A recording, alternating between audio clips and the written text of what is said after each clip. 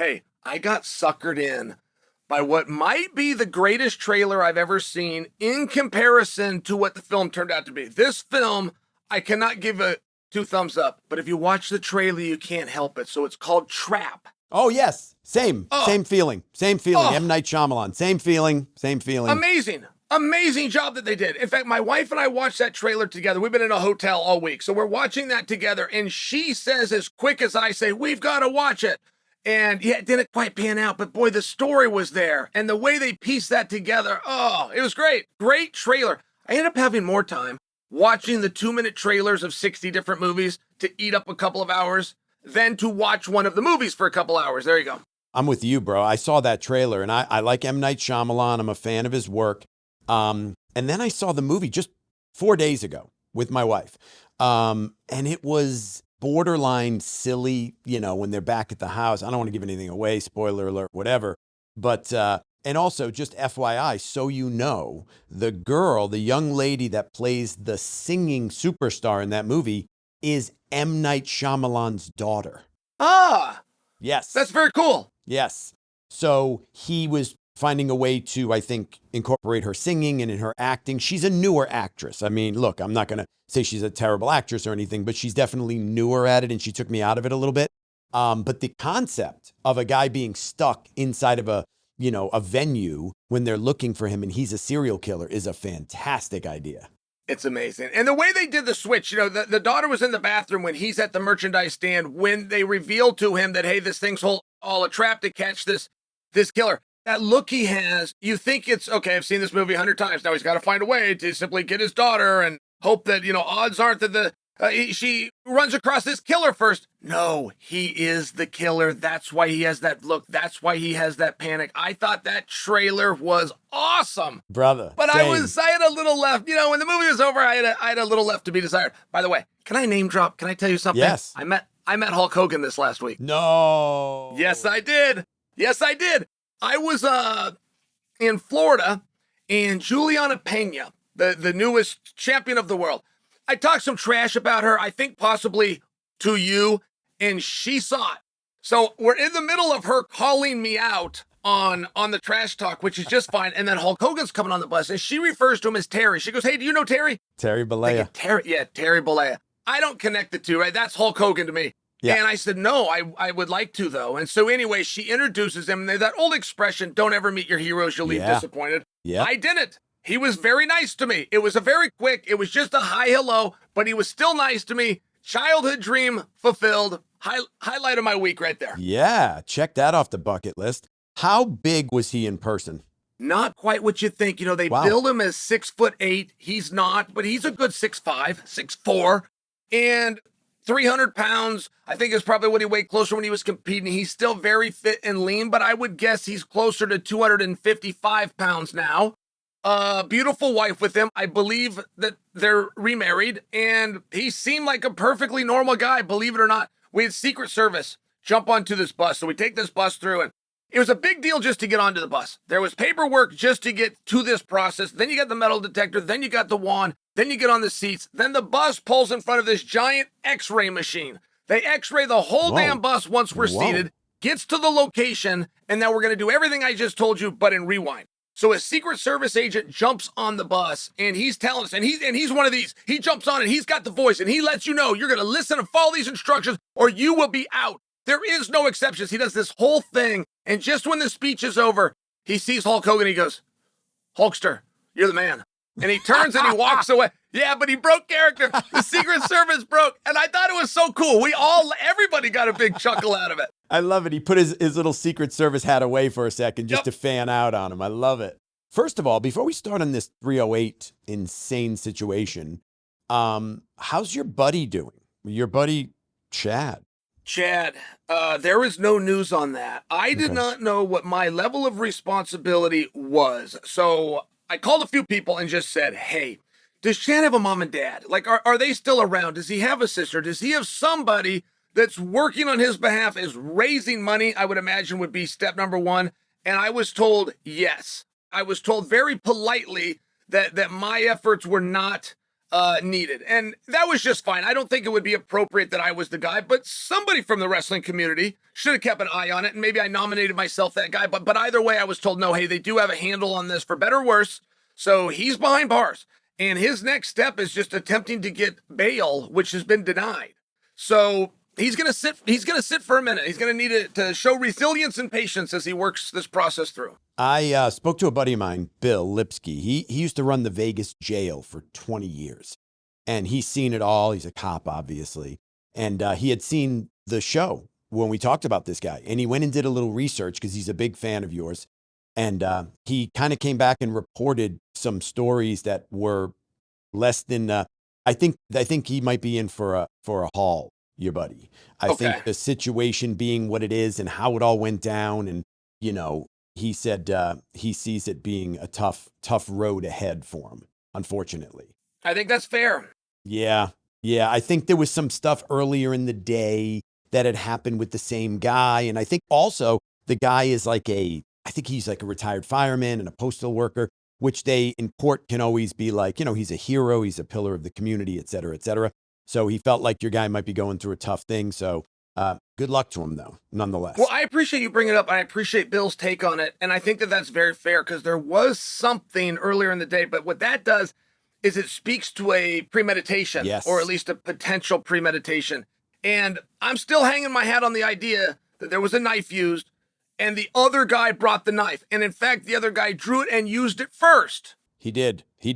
How far does that go? Well, 12 people will decide that later in this year. And he also thought, my buddy Bill thought, from a detective standpoint, he was saying that the woman involved who actually answered the 911 call when 911 called back because the guy had called 911 when they first arrived, he said they're probably going to look to her to be the weak link and to be able to press her and be like, hey, you got a daughter. You don't want to go to jail forever. Tell us, give us some information for her to turn. So just, I don't know. I'm sure he's well equipped with lawyers, et cetera. Let's hope. But nonetheless, my buddy, who is an expert, kind of weighed in a little bit on it and thought he might have a struggle ahead. So very helpful. I really do appreciate that. First of all, I saw you watching the fights in Connecticut. You seem to be sitting in an uncomfortable chair with other human beings watching that fight. Am I right?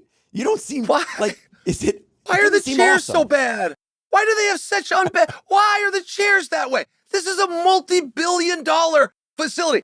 I think one of ESPN's strategy is that nobody gets comfortable. In fact, my boss in his office, there is no chair. He's got one of those things on his stand. He stands and works on the computer. He's one of these guys that prefers to have 5 or less hours of sleep a night so that he can get up and go get 5 miles in before work. Like he's one of these high energy guys. I'm trying to explain to him, like, Glenn, not everybody else is, and I'm with you. Why couldn't we have a comfortable chair? If you're gonna have a chair, why didn't you get the nice chair? I did watch it, and you know what? There is so many things to talk about. So I will go as far as to tell you that was the greatest UFC of 2024. Period. I admit that we have short period, and the end, and nobody thought it was going to be. Its numbers aren't going to reflect that. I mean, for goodness sakes, it started West Coast time at like 11 a.m. Insane. So yeah, the pay-per-views aren't going to be there for what that was, but the undercard delivered. It's a guy named Jeff Neal that probably retired RDA, but Jeff won't get any credit because RDA's knee went out. Well, there was a lot of fighting before that knee went out, and there was wrestling and punching and kicking, and that is good as Jeff Neal has ever looked over a former world champion. Sadly, he won't get his credit. You got this Sharif Bullet, they call him. He spins one way, which ends up setting up a spin the other way. Mike, I've never even seen that in a video game. And that's my big question. Like, if I could get one answer from Bullet, did you drill that? Does that have a name? Has your coach told you before to do that? Or did you make it up in the octagon? And a lot of guys do that, and those guys turn out to be very dangerous. When you can be creative and loose enough to flow. Yes. Those guys are scary. And Sharif Bullet needs some work. Yeah. The Showtime kick. Yeah. It's not like his coach and him ran up the cage, right? Yeah. It's like you do something that no one's ever seen before, and it catapults you. And Shara Bullet is an overnight star, and he's not even ranked, I don't think he's in the top 15. But what a stud, and he is going to have a very bright future. He's already calling out Adesanya, which, of course, probably won't work out for him. Adesanya did respond, but I mean, Adesanya doesn't benefit anything by fighting somebody that low. But he made himself a star. I've never seen it. Let's put it, my lack of fight knowledge, I guess you could call it, not having ever been a fighter, I looked at it as, oh, that must be something that happens at least in the training room, but apparently not. If you're telling me it's that unique, and from the commentators, it was like, whoa, you would think that that had been done before. No. And it hadn't. It didn't even have a name. I mean, one of the things I love about Jon Jones fighting is Jon Jones will do something in the first 30 seconds of every fight that we've never seen before. And the reason I like it is I like to watch Joe Rogan get stuck in that moment of what he's going to call it. Yes. What is he going to tell the audience he just did when it's a move that we have never seen? And I guess we're all calling that like the double spin. Somebody threw out spin a Rooney. I didn't really like the a Rooney part, but I do understand that somebody gets to name that move. Yes. I think, oh, you know what? Sharif Bullet called it. He called it like the bullet spin, which is what we all are forced to call it when he went out and did that live. Something about that Adesanya call out I'd like to bring to your attention. It was very wise, and I do agree with you.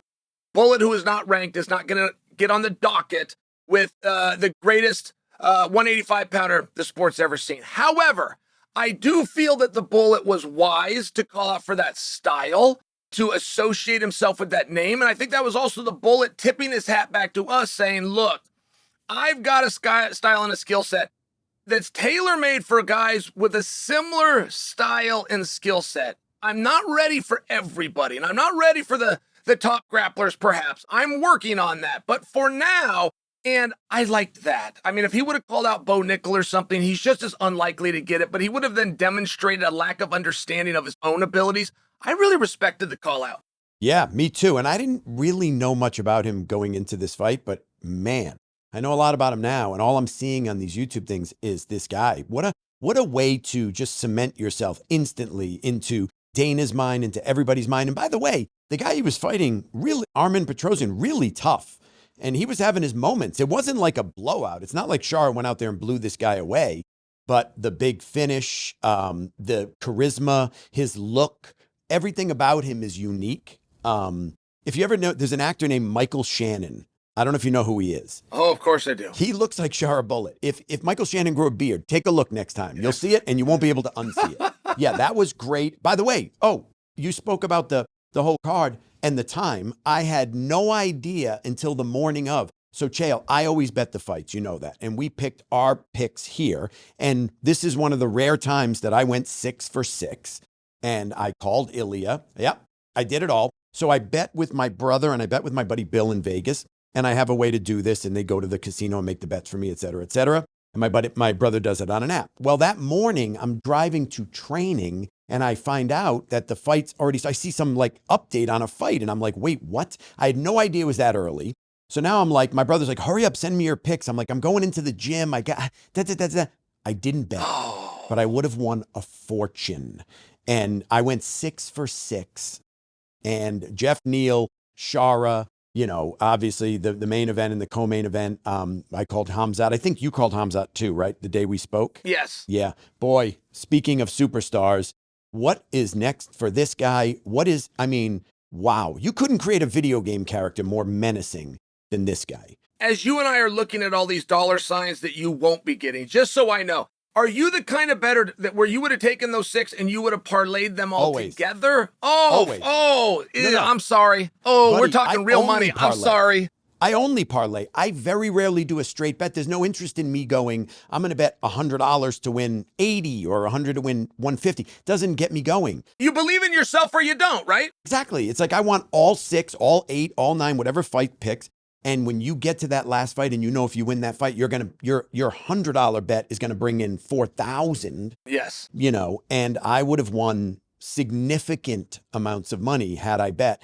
And I had them all. And it's not listen, you've seen me when I've missed every one of them. So it's not like I'm bragging because I'm not very good at this, but I definitely was good at it the other night. So yeah, just a bummer with the time frame. And it's weird. It's weird watching a UFC. It's weird watching one without Rogan commentating. Agreed. It just doesn't feel quite right. As great as DC and Anik, those guys are phenomenal.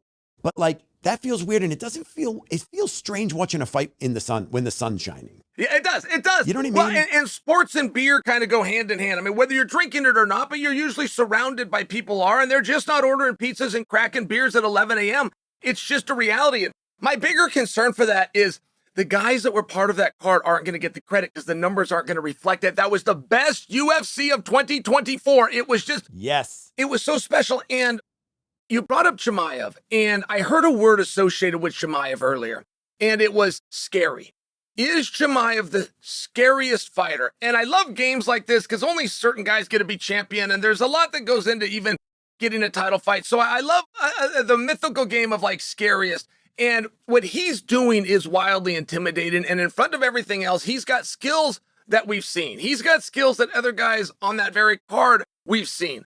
He has an ability to take caution, and caution comes from a fear of being exhausted. That is every combat athlete's biggest concern. It's not failure. It's not the outcome. Their biggest fear in that locker room is, do I have enough to hold up if the end of the night comes where I can protect myself against this man's threats? He does not care about that. Yes. He got exhausted against Kamaru Usman, and a lot of people used it against him. It turns out that was a helpful thing. He went out and he took whatever energy he was planning to put into that night, all into that first round, knowing exhaustion's going to come, but he didn't listen to the narrative. He's a guy that apparently, Fedor was like this, and it's very hard to find a lot of athletes. Fedor was in love with the feeling of being fatigued, and the fact that Chimaev is not scared of that he learned that lesson against Usman and changed nothing, I do think qualifies as scary. Scary and a little bit, look, let's face it, how can I say this without getting hurt? He's a little bit odd, right? He's just got an odd way about him. You know, he's either in the ring and he's in the cage and he's screaming, you know, like, I kill everybody. Or he's at the press conference and he's like, I see this guy, I fight this guy, I don't know nothing about. Like, you know, it's like, who are you, right? At any moment, he's got a look in his eye that's just frightening. Then he charges across the cage, like you said, and I think he's crazy like a fox. You know, I don't think it's like was done by accident. I think he knew, everybody said, including Robert Whittaker, if this goes into the later rounds, Whittaker is going to benefit, right? Because Khamzat's a big guy, and blah, blah, blah, he tires out. Okay, so he knew that. So his thing was, he's probably expecting me to come out and just be cautious in the beginning and pitter patter. And I thought that was genius. He charged across that cage. Somebody called him a wild animal, and I think it was Rogan. I think Rogan said he fights like a wild animal since the fight. That's the best description I've ever seen. He got mauled. And this is not just some chump. This is Robert Whittaker.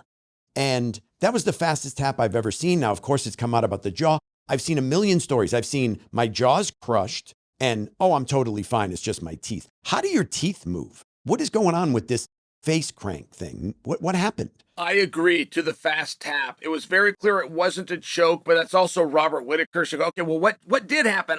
I haven't seen it. I haven't done it to somebody. I'm not familiar with this. Whittaker weighed in on that. There ended up being a photograph taken, and it was just him with an open mouth, but then you could see the teeth were pushed back. And the way Whittaker phrased it is, my teeth were displaced. Dr. Abbasi made a big thing on this, and Dr. Abbasi was even saying, look, if we're dealing with the jaw here in the mouth, you could be looking at a year of recovery. Whittaker tend to blow it off a little bit less, but it is one of those things where as an athlete, you're doing the math constantly. When your mind starts playing a trick on you of how bad things are in this first 5 minutes, oh, by the way, times that by 5, because that's how many rounds there are. You do maybe see those things a little differently. Sometimes when it comes your way, maybe you don't hate the idea that he has me in a submission hold that the audience will buy. And I'm not sticking that on Whittaker as much as I don't know that choke either. I don't know that technique. It was very quick. The teeth, there was definitely an injury. I think it's okay when a guy knows his toast is burnt. Like if things aren't going to get any better, then let's just call it right now. Things could damn sure get worse, but they're not going to get any better. I mean, listen, it was a great move. The mere fact that Chimaev was looking for it, most guys would eat up some time in that position, maybe get some strikes in to see an opening where you're combining the strikes with the submission, back to the strikes, back to the submission. Chimaev, man, he showed it all. How strong is he, Chael? I mean, you have to be extremely powerful to do what he did. I had my opportunity to find out. Yeah. I ran into him at the PI. It's the only time that I had ever met him. I'm at the PI. He's at the PI. He's getting ready to work out. His partner is late. And I thought, I'm gonna go one round with him. And I'm in street clothes, but I'm gonna tell him, hey, I just want to feel. You know, we'll start on our knees or however this is. Let me just feel, so I could answer a question like this. And I didn't do it. I think he probably would have given me that 5 minutes, but I ended up not doing it. I had my camera. I ended up just filming it instead. But I regret it because when you do see those guys that have this length, they have this power, they have this endurance. they're special athletes, and it's hard to articulate just from watching it. I wanted to feel him, and I wish I would have felt him, but I have a feeling that I would be telling you that he is deceptively strong. I have seen him lock onto wrists, and those guys don't ever get their wrist back just by example. I had the same opportunity with Randy Couture. We were at his training center in Vegas. This is about 2 years ago, maybe. And he's like, so you want to move around, And I'm like, yeah, no, definitely. When you get the high voice, it's like, I'm not used to doing this, right? It's like, yeah, I did that. Absolutely. No, yeah, move around. Yeah, we'll go light. We'll go light. And we did 4 rounds, actually, of sparring with, we had like 14-ounce gloves or something. Sure. And of course, he took it easy on me. But I put together a nice little piece, Chael, where I was able to edit on my phone all the moments where I seemed to have snuck in a shot on Randy. And I'm like, oh, this is going to blow people away. Okay. So I take it and I give it to my brother and a couple other people to impress them.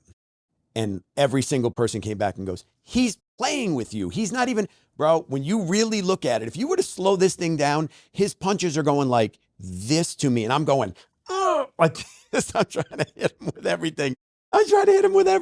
He totally he's such a sweet guy. Obviously, he's not going to hurt me, but I did move around with him a lot. And I also said to him, I want to feel what it's like to, dirty boxing. Like, it's so legendary. What does it feel like to have Randy Couture, even at this advanced age, have you up against the cage and do that? And it was awesome. It really was. And I also had Bas Rutten tap me out a long time ago. That was fun. So I've gotten my ass kicked by some legends for sure. Fatigue.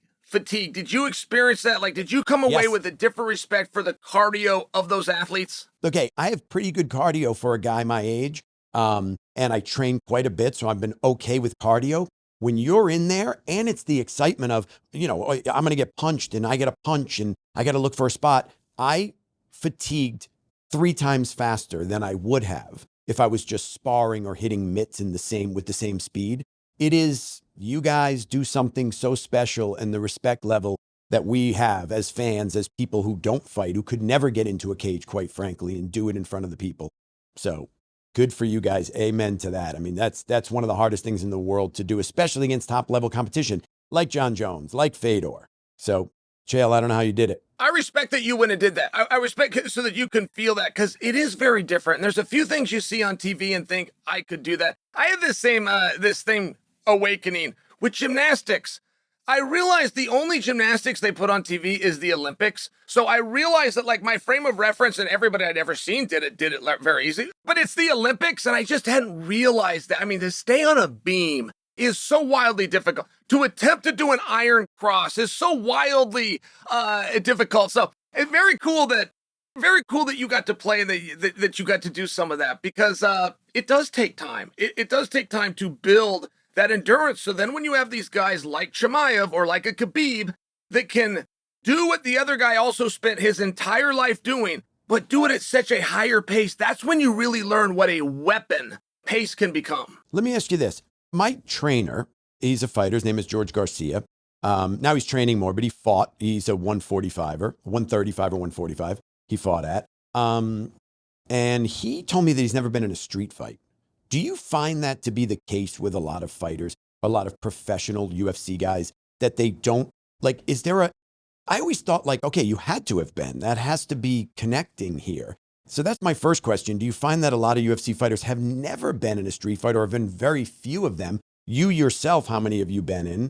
And lastly, is it the same, like, just because you're a great UFC fighter, would you put your money on a guy who's had 100 street fights over a UFC fighter that's had 0? No. If they were to go at it same weight? You're still on the UFC guy, right? I'm on the UFC guy. The training is very different. If you take a trained guy against a non-trained guy, even people that have played, like, with all respect to the military, but guys that have played with unarmed, if you're not completely in the room and doing it 5 times a day, there is a massive difference. And I don't know a lot of fighters that have been in a street fight. I'll throw myself in that. I haven't been in a street fight, but I think maybe word gets around, or maybe fighters are smart about wearing the right t-shirt enough to, the word can kind of spread through school if you show up with a t-shirt that says, kickboxing tournament over the weekend every Saturday on it. It's one of those things that people started to learn to look for the ears. I happen to know Coach Garcia. He got a little bit of that ear that Yes, shows. he does. He really doesn't look like the kind of guy that you want to go and squabble with. I imagine at 145 pounds,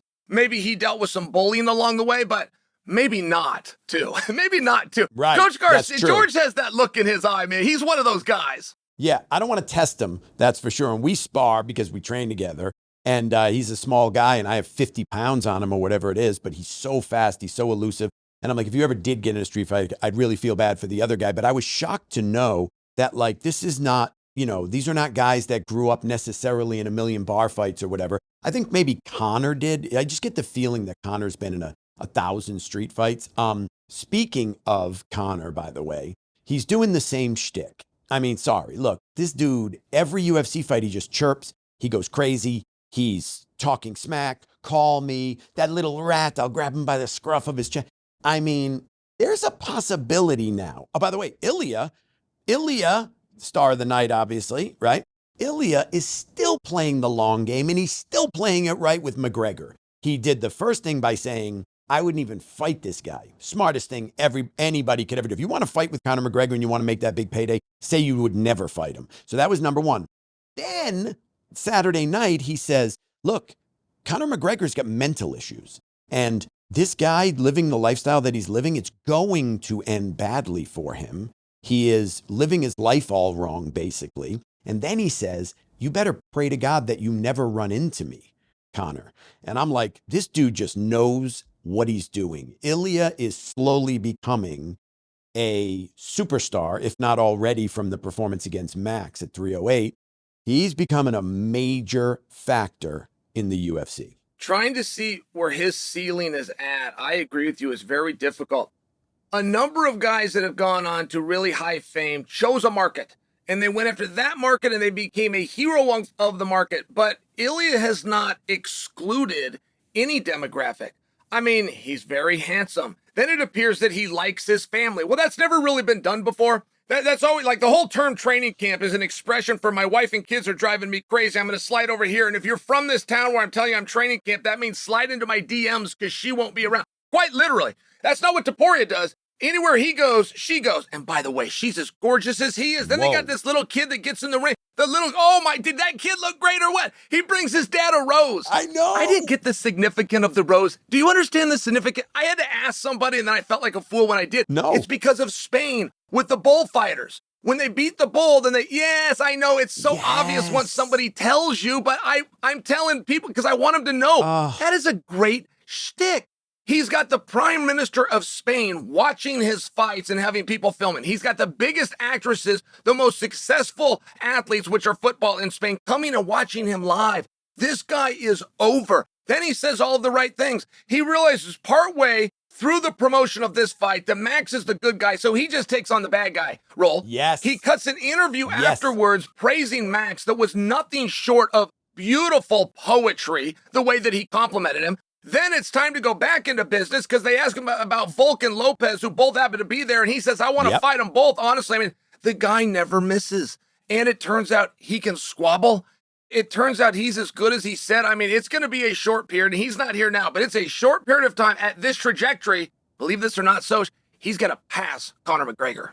I agree. He's got the good guy thing where Conor attracts the people, because Conor with the walk, right? And they're like, you'll do none of it and all that stuff. And that goes a long way. People like a loudmouth. People like all that. They like those guys until they lose or until they stop fighting and then everybody turns on you.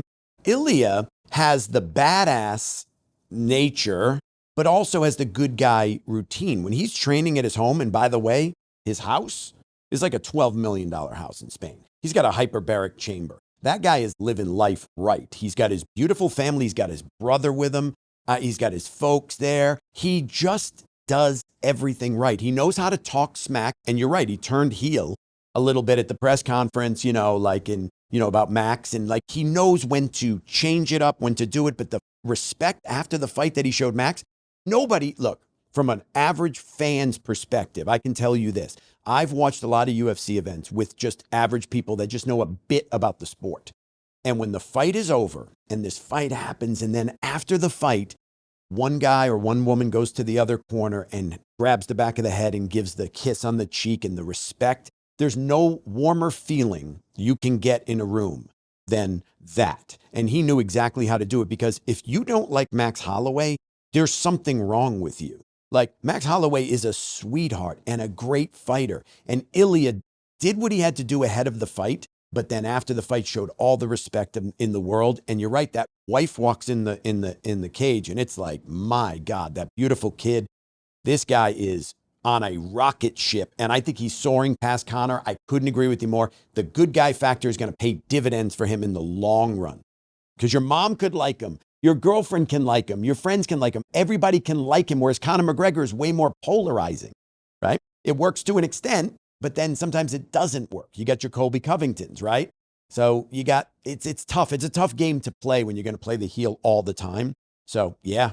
And staying on top, right? Staying on top, obviously so difficult to do, but this guy's path, in all fairness, if we look in his rear view, he's got the best two guys behind him. There was a gap between Max and the field. There was a gap between Volk and Max. He iced them both. They're talking about doing a Volk rematch. I would fully understand the credentials of Volk, but to put this in perspective and use more known names, if Pereira had come into 205 pounds, Alex Pereira, and he knocked out Jon Jones, followed by knocking out Daniel Cormier, we do not need to see him and Daniel in there again. We will understand, okay, you get old fast in this business. Here's the new guy. Let's take a look at the next crop. And I really feel that pulling Volkanovski in is an error. Whether you got away with one or not, I just think that represents what he did.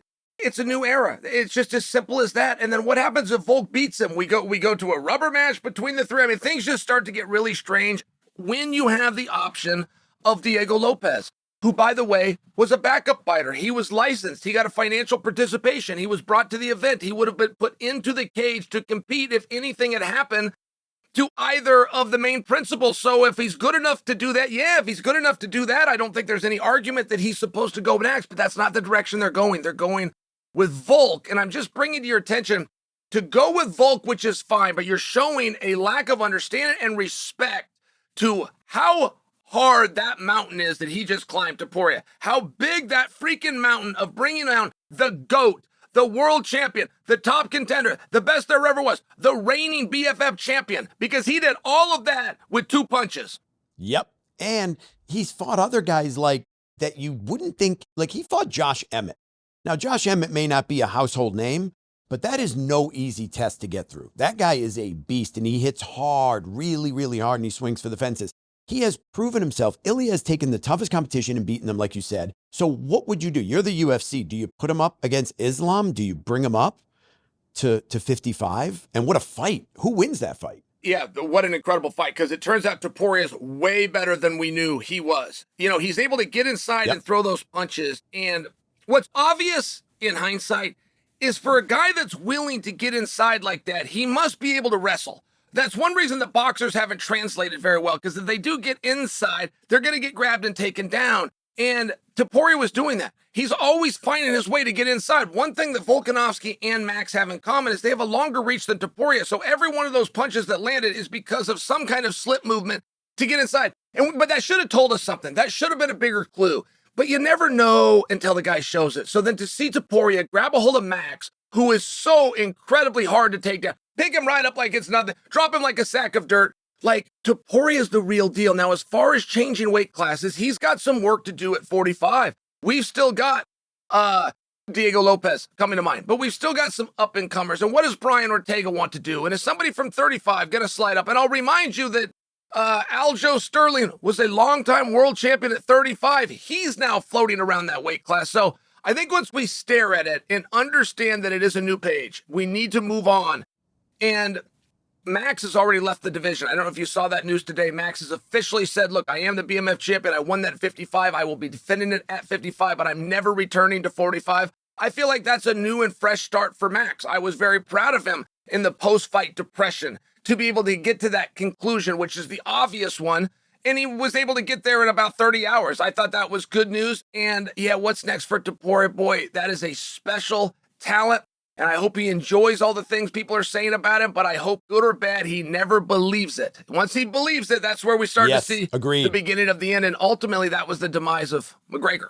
Do we know scorecard-wise what was going on before? Did Max win 1, 2? Like, what was the scorecards? I did see them, and Max was losing the fight. I believe 2-1. I believe, or did it finish in the third round? I believe Topuria was up 2 rounds. I'm just going to ask you, when you see a guy like Topuria, he's fighting Max. Max really, like Conor said it in his little tweet or whatever, he was like, you were getting chewed up, right? Now, Max did land some really cool stuff. He landed a spinning back kick, a couple of things, and Topuria was reacting to it. I'm just curious, like, how much is it going to change a guy like Topuria when you look like he's never tasted defeat? And I kind of saw him get like, Max was starting to tune him up a little bit, and it really comes into question your character. When you're winning, you know, everything's fantastic, but like, I wonder, do you think the guy's got the resiliency to go through a loss and still be as awesome as he is? What do you think, personality-wise? Does he seem like that to you? Yeah, he does. I say that just because, and I have such little information, but he has dealt with a little bit of adversity. If we were just to go back to the Volkanovski fight, that was in the second round, 1 completed first round. All 3 judges saw it for Volk. And, you know, fighting is a very corrupted term, particularly over my lifetime. It's now about somebody that's real good with the punches and kicks, but that's called aggression. Fighting is when those punches and kicks are coming back at you, when you're starting to breathe heavy, when you're starting to get tired, when the math of a fight starts going in the other guy's favor. Like, these are all new tricks that you don't actually know how your mind is going to respond until you get into that scenario. You think that you can walk through everything, but try that when you can't breathe through your nose because it's broken and your right eye is shut and you're down by 3 rounds. I mean, there's these different scenarios that you get confronted with, and you will not know until the moment. And you might even leave disappointed in yourself thinking, I didn't know I was that guy. I thought I was somebody else. That's the bad news of fighting. It will reveal character, but you won't always like what you find, and that's just the truth. And I just felt like Topuria could push through. He knew that Max was a cardio machine. He knew that Max was going to put a pace on him. There was nothing about what Max did that was wrong. That style was great. His plan was great. The coaching Max received was perfect. It was a fair adjudication, and it turns out Topuria is just the better fighter. He's just that good. He's just that good. And what comes to mind when you talk about being in deep waters and figuring out who you are is Justin Gaethje in that BMF fight against Max, right? Busted nose, still fighting, you know, takes the center of the octagon. And it speaks a lot to who you really, really are. So I'd be interested to see what major adversity would do to Topuria. But saying that, this kid is just all aces, phenomenal. I wasn't as impressed with Ankalaev, or at least I was expecting a bigger result from him. And I think the UFC was, I think the world was. My question to you is, can they sell the fight with Ankalaev versus Pereira? Is that a sellable fight considering the last fight we just saw? Is it the right one to try to sell is just as good of a question. If they switch chairs, if Ankalaev gets up and switches chairs with Pereira, he is now your face. He is now your champion. He is now the guy, not only tonight, that you must take to another pay-per-view into another town, fill up an arena, and move the needle. Is it worth the risk of your current biggest draw, who's on a trajectory to go to heavyweight in a champ business opposite Jon Jones? I mean, none of those things are true for Ankalaev. Now, that's not the way this game is played. I'm just setting the table for what is at stake. Ankalaev was told by Dana White, winning this fight does not guarantee you the title shot. You must also look good doing it. That's very consistent with Dana, but Ankalaev now showed us what he thinks that means. What he thinks that means is to stand up the entire time. And there is a belief within this sport that 2 guys banging, and that's where the excitement is. But I think what Ankalaev hopefully will learn from this is, no, we actually do want to see an MMA fight. We don't want to see you on the ground doing nothing, but we don't want to see you on your feet doing very little. And there was no wrestling attempted. Rakic didn't go for a takedown. Ankalaev didn't go for a takedown. Ankalaev tried to stalk him. He tried to stay busy. He tried to stay in his face. And as a viewer, I was able to kind of look and imagine fantasy that was Pereira in there with him. And I was able to see where, hey, this is going to be a hard match for both guys. So as far as the X's and O's, I'm interested in the match. DraftKings has Pereira as a 2-1 underdog. They think that Ankalaev can beat him. That surprises me, and I think the fans are going to come in and move that line if this ever gets signed. But it was a surprise, and we got to show an integrity to the sport and the rankings, and Ankalaev does deserve it. I get it. I'm not sure we don't do a Hail Mary pass right now because I just think that risk is too big. Let's do it right now. If our plan is to get Pereira up to heavyweight to go for champ status, Tom Aspinall's dance card is open. Move him now. Don't even do the Ankalaev. You can give Ankalaev a world title fight for a vacated belt. Don't put him in there with your biggest star. That's my thought. Big risk. Yep, because there's other guys in that division, Blachowicz, et cetera, that he could fight. Yeah, that's a really interesting thing. That's where the money is at, Chael. You're so right. That's the asses in seats. And Ankalaev not wrestling hurt him because the whole conversation with anybody who knows even a thing or two about this sport was Pereira's going to have trouble with Ankalaev because Ankalaev can wrestle. And then Ankalaev goes into a fight with Rakic, who was great and everything, but I think he could have absolutely wrestled Ankalaev and showed off some really cool stuff. Slam him on the canvas and show the world, oh my God, if he gets a hold of Pereira, who is not a wrestling-based fighter, it could be a long night for Pereira. But instead, he stood up, and I didn't understand that at all, not even doing one takedown. I don't think he did himself any favors. And I think your take of putting Pereira up against Aspinall would be maybe the biggest fight. It could be, that's like Jon Jones big. That's a massive fight. And is it the biggest fight ever? I think we could at least agree it would be the biggest interim title fight ever. And it just might be the biggest fight. I think you're going to get 2 more fights out of Jon Jones. He's for sure going to fight Stipe in November. Yep. And he's for sure going to fight one more time. I don't know that I could tell you that he's going to fight 3 times in total. And I think that it would be helpful if we could get Pereira and Tom together, and then Jon just takes on the winner of that. Now, I know this is a fantasy, but Pereira is not joking about wanting to go to heavyweight. He's not joking that he would have fought Aspinall at UFC 300 when they were still looking for a main event. So if you have a guy willing and a guy that wants to fight, I don't see any reason to stop him from fighting. And Pereira's going to have a hard time doing anything at 205 pounds that isn't Ankalaev. Not just the numbers are against it, and then the narrative's going to begin that he's scared or he's sidestepping. And Pereira's got a big ego too. He doesn't want that. He will go face Ankalaev. It's guys like you and I that maybe got to look at the board and say, there's a better way to do this. Yeah. He fights Aspinall tomorrow. Like, your take on the fight, obviously it's hard to call, but like just looking at, Aspinall, young, fast, strong, big. Does Pereira have enough mass to be able to, and how long would it take him to move to heavyweight? What would it do to do it right, Chael? To do it right. That is the thing with Tom, is he is a lot of man, but we don't know just how big Pereira could get. He was pulling himself down to 185, which is nothing short of cannibalism. He is pulling himself down to 205. The guy stands 6'4.5".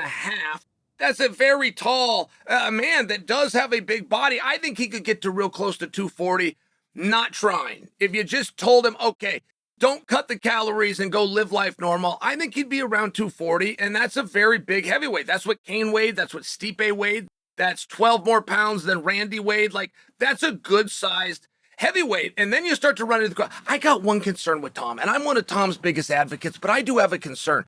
Everybody is using this to strengthen Tom. I see it the other way. And the strengthen is, in his UFC career, he has only left the first round once. It was against Andrei Arlovsky, and he finished Andrei promptly in the second round. I don't love that.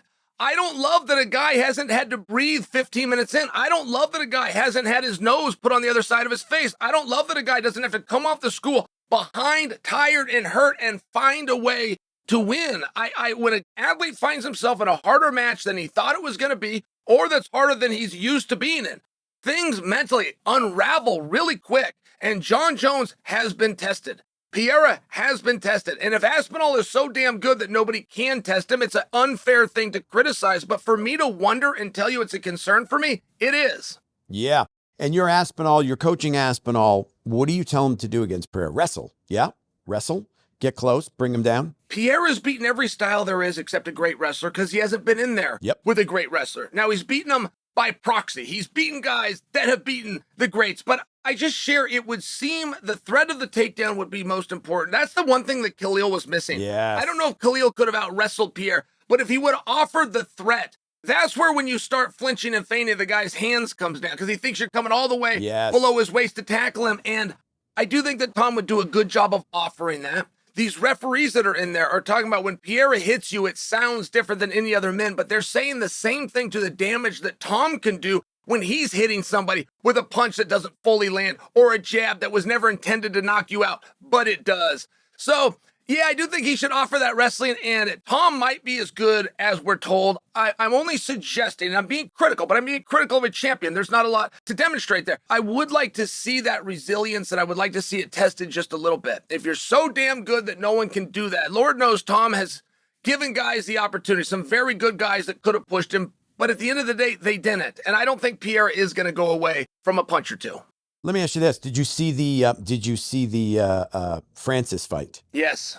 Okay, I never saw it. I didn't watch it, but I saw Bisping commentate live on the fight. I know it's a very short fight. I know Francis took him down and ground and pounded him into submission, essentially. Where does Francis line up against all these people? And is there any chance that the UFC co-promotes with PFL ever? Or is the hatred too deep? Because recently, they brought up with Dana some stuff about, they're going back and forth. Dana and Francis, absolutely. There's no love lost there. And, Francis saying they own money, et cetera, et cetera. Is that just something that Dana is going to be a guy that goes business first? And if I can get him in this promotion to fight Jon Jones, let's say after the Stipe fight, right? Or even against Aspinal, what a great card. It means a lot of money. Do you think Dana could put aside his feelings for the PFL for Francis? What's your take on it? And how well would Francis fare in this current climate? Because he didn't kill, like when he was in the UFC, he struggled, right? I mean, he had fights where he was struggling. He looked slow. The Derek Lewis fight, et cetera, et cetera. Is he just much better now? Did the boxing experience help? What do you think? Dana has never been against a co-promote as much as people think. Dana has always been consistent to ask rhetorically one question: what is it that they bring? If I'm going to co-promote with them, what is it where do they have distribution? Where do they have outlets? What athletes is it they have? What do they have that can polish and make this fight better that I don't already have? And nobody's even attempted to answer that question. So if the big answer is Francis, okay, great. So what fight is it? Because Francis could never draw over here with the very roster I have. So you're saying so it's Francis versus Jon. So you need me to co-promote. You're going to keep the belt should you win it on a guy that can't draw against anybody else that I have. And that theory's already been tested. Okay, great. Let me see the numbers he did for you. Is he doing big business with you? And the answer is no. Okay, well, why are you losing a fortune? Why is there no audience there to see him? And I will admit that sometimes you got to have the right matchup. They argue that aside from Mike Tyson and Oscar De La Hoya, the list probably needs amended to add Conor McGregor, that nobody could draw on their own. They always had to have an opposite opponent, but it does put Dana in a very peculiar spot. Dana had Francis, and he had Jon under contract at the same time. Dana tried to make the fight, and they didn't want to fight. And it wasn't on Jon's side, it was on Francis's side. So now all of a sudden you're somewhere else where we can't make the fight, and you're speaking up saying you want to do the fight. It's a little bit confusing, and it feels a little bit insincere. And what happens if I go into this co-promote business and you don't make the walk, and you're the only thing that I'm interested in? I mean, it's a really, really strange business proposition for a guy that doesn't have numbers that back it up. And Francis was publicly complaining about his pay within the UFC. When you are the champion and you have a participation clause, which is the most generous piece of business I've ever seen, you are given a piece of the action. You don't have to buy into the action. You're given it. No business does this. Fine. The UFC does. You do not have a ceiling. Your amounts and earnings are endless. Now in the UFC, you're going to get what you earn. If you can bring it in, if you're willing to get up early and stay up later and do more media and you got a great story and you can tell the story and the fans catch on to it and you can start, but it never caps out. And I only share that with you because there are promotions where a guy's sitting there bragging about he did good business. Well, you were given money. That's called charity. If you brought it in and you get a piece of what you earned and so does everybody else, that's good business.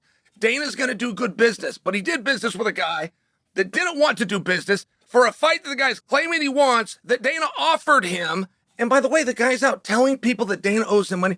When you're a street kid from Boston, yeah. If you're a street kid from Boston, you don't owe people money. And if somebody says you do, that is one of the largest insults that you can give. And mark my words, Francis will never say those words again. He didn't realize the stab he was taking when he said that. It won't be said again. Trust me on that. Listen, I think everybody likes Francis Ngannou. I mean, he's a look, and the tragedy he's gone through is unspeakable. We know this. This is not a man that anybody's going to ever deny that he's a good man and he's been through a lot and all that. Put that aside for a second.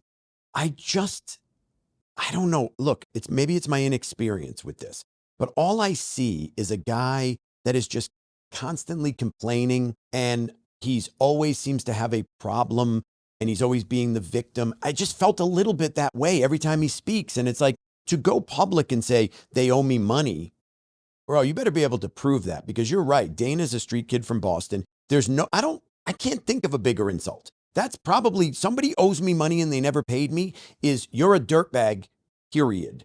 So I thought it was a little off for Francis to do that. And like Dana said the smartest thing. He said, you know this promotion. Tell me, even when we were underwater and upside down, have you ever heard a story of us owing someone money? And the answer is no, right? They have other problems maybe with the UFC, but they've never said, no one's ever said I haven't gotten my check.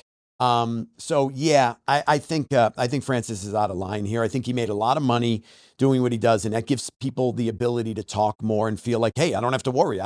He's not responsible for me eating any longer. So let me sort of, and he's trying to maybe stay relevant and keep it important, because the PFL is just, the PFL is the PFL. Like, Randy's there. We love the PFL, whatever, but it's not the UFC, and it never will be. There's one UFC, period, the end. So it just seemed a little nasty. And Francis does still have the same problem. And I agree with you on the PFL. Like, I can't think of anything they're doing wrong. I watch them and go, yep, you got that right, and you got that right, and you got that right.